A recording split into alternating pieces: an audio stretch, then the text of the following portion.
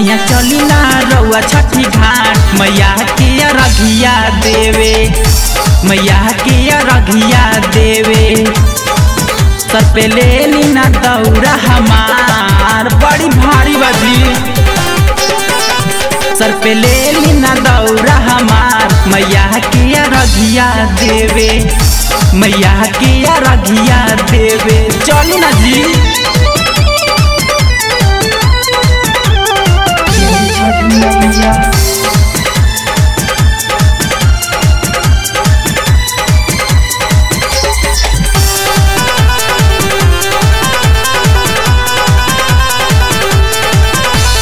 पूजा के सामान सब दौरा में धैनी, देखी ना हम तैयार हो गईनी, बड़ी लेट भइल बा जी। चली ना पूजा के सामान सब दौरा में धैनी, देखी ना हम तैयार हो गईनी।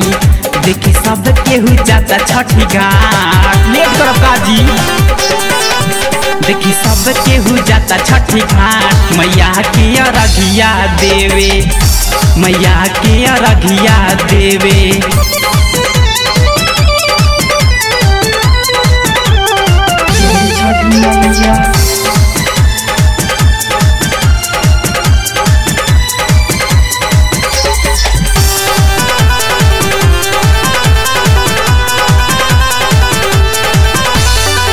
ठकराल गई दौरा लेके, काजू जी सुनी ना हमरो बात के, देवर हमार बड़ी खतरनाक बाजी।